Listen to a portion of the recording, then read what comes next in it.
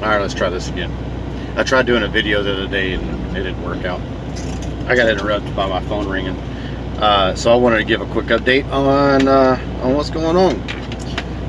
Getting unloaded right now. Still got a red light. They're doing something in the trailer. I don't know what they're doing. I've been here for, let's see, I've been here for a couple of hours.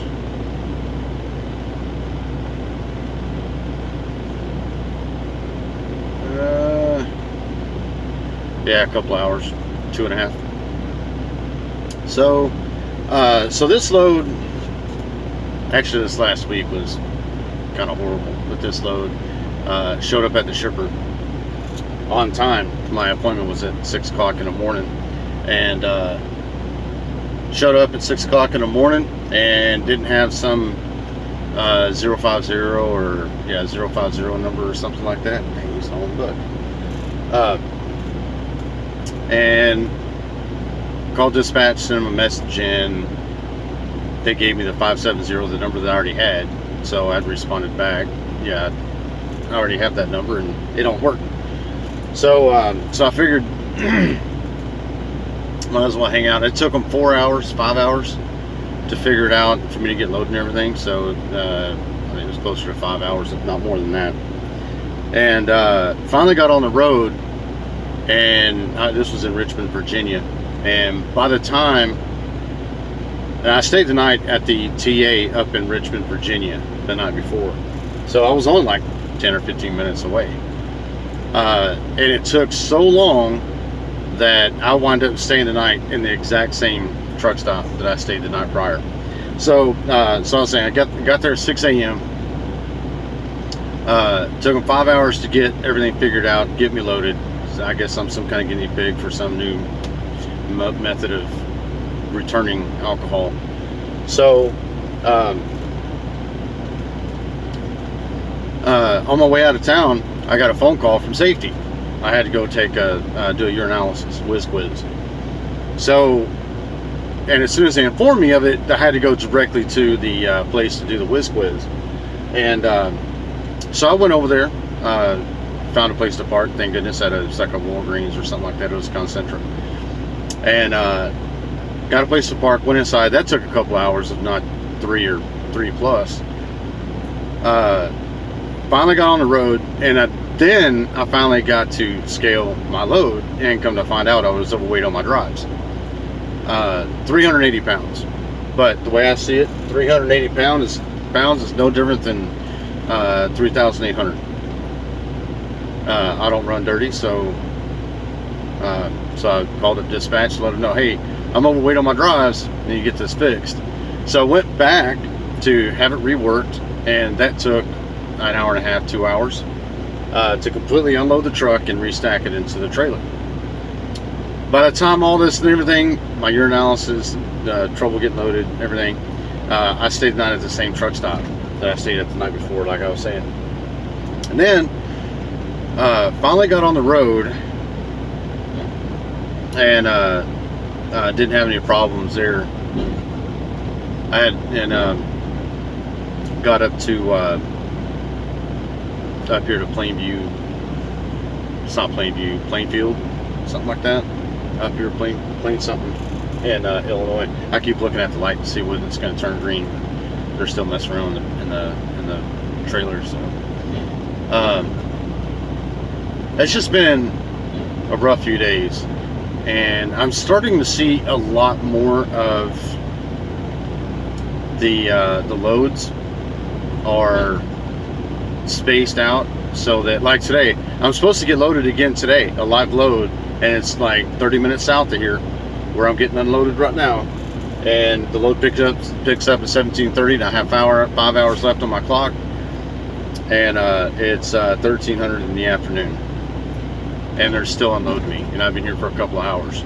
So chances are, and I read the reviews on the place that I'm going to next, that, and all the reviews are saying it takes 4 hours plus to get loaded. So chances are this load is going to be late. It's going down to Kansas City, and it's got to be there tomorrow by 11 o'clock. I don't foresee that happening. So it's frustrating. It's really frustrating when you've had a crappy week and you're already late trying to get to your next load, and the load that you're on is going to be late, and then they call you for a random urinalysis, it's like, dang. It's frustrating. It's really frustrating. So now I'm going to be late picking up my next load, and there wasn't a whole lot coming out of here. They actually had a load coming out of here that was going to Las Vegas, but I only have 17 hours left on my 70-hour clock, and I'm only 5 days in.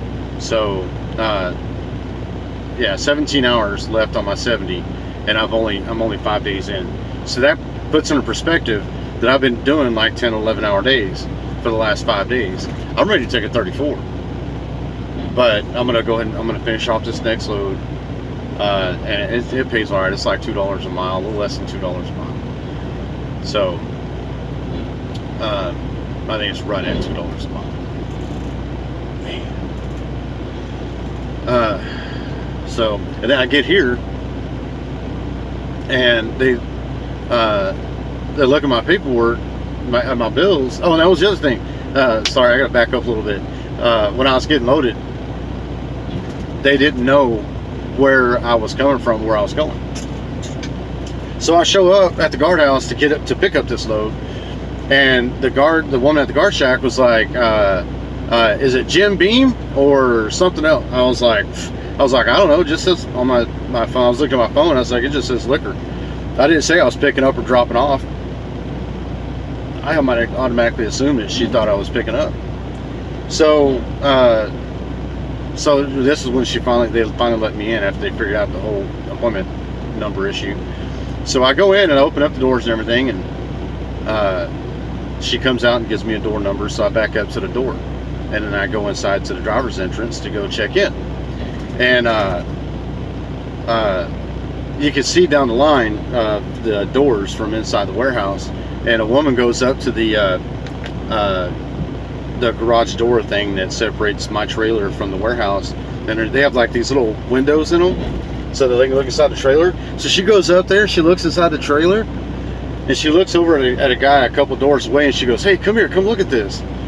And so he walks over, and now both of them are standing there like looking through the little glass, peeping, and they both look at each other like a quizzical look on their face, and they holler at another dude, "Hey, come look at this." So he comes over, and all three of them just looking through the little glass. And finally she walks over to me and she goes, "Are you door 29? I was like, "Yeah." She goes, "Your trailer's empty." "Yeah, so?" She goes, "Where's your load at?" "What load?" She goes, "You're supposed to be loaded full of Jim Beam." And now I'm like, oh, that's what the girl at the guard shack was saying, something about Jim Beam. And I was like, no, I'm supposed to be getting loaded. She goes, "Oh, okay, that's why there's nothing in your trailer." I'm like, yeah. So she walks away, and then the third guy that she went and got, he walked over. And he goes, "Yeah, there was a little miscommunication. We thought you had a load of Jim Beam and was dropping it off, but you're picking up a test load for a new program for us to be able to return alcohol back from its sender. So you're kind of a guinea pig," or something along those lines. And I was like, all right, cool. I was like, but I've already been here for like 4 hours. My clock is ticking, and I need to get the heck out of here. So if you guys can kind of hurry it up a little bit, that'd be great. And he was like, "Oh, no, it's like, we already got your load. It's partially done. We're just waiting on the machines to finish packaging everything." Because everything was going on a conveyor belt, and the machine puts it on a pallet and wraps the pallet in cellophane. And he was like, "It's almost done. So by the time we get the first half done, by the time we get the first half into your trailer, the second half will be done. We'll be able to load that up. We'll get you out of here in about 2 hours, hopefully less than 2 hours if possible." I'm like, all right, cool, man, whatever. So they get it loaded, and some guy comes out to my door, and he knocks on the door. So I look outside, and he goes, and I'm like, okay. I was like, "Am I done?" He's like, "Yeah, you're done." Okay. And then he walks off, turns around, there's a door right at the end of my trailer, and it has a sign on it that says "No entry." So truckers can't go in there.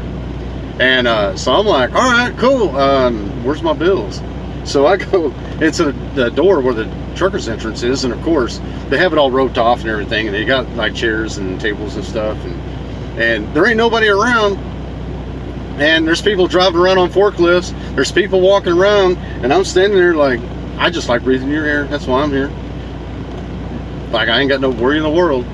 And so nobody stops and asks me, hey, you okay? Hey, have you been helped yet? Nope.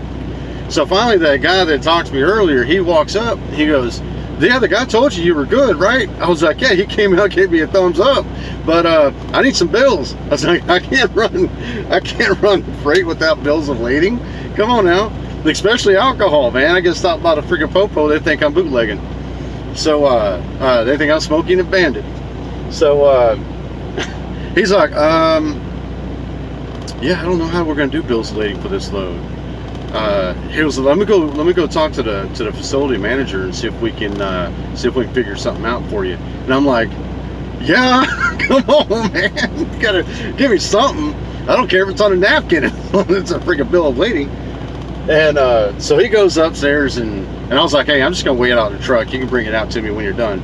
I was like, I'm gonna go ahead and pull off, button everything up, put my straps on and everything, and close my doors. And he was like, all right.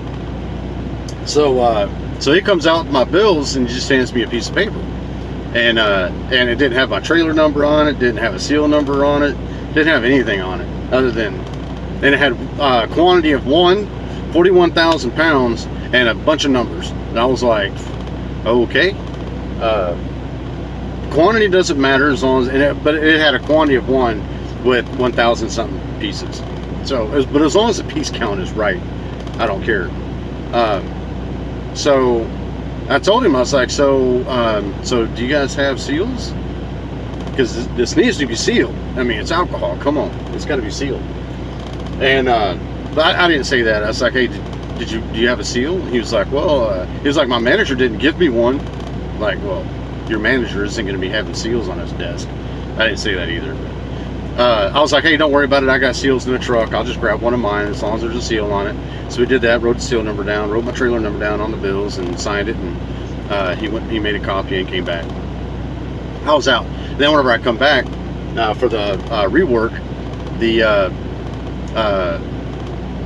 guy that I handed my bills to, he looked at it and he goes, you got one pallet that weighs 41,000 pounds? I'm like, no, man. He was like, who did this? And I was like, oh, some kid, I don't know who it was. And he was like, he had to take it to a manager that had him do it, so I don't know. And he was like, well, we'll get it figured out. But that guy was great. I can't remember his name. It's like George or Jose or something like that. I think it was George. And he was cool. He worked with me.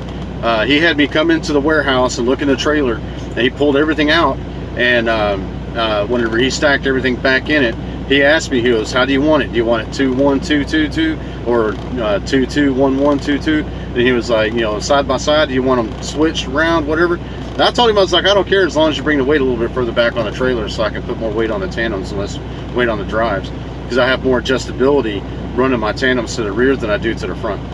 So you drivers will probably understand that a little bit more. But yeah, it was funnier than hell. Oh my gosh, that's probably the funniest load that I've gotten in a long time, in a very long time.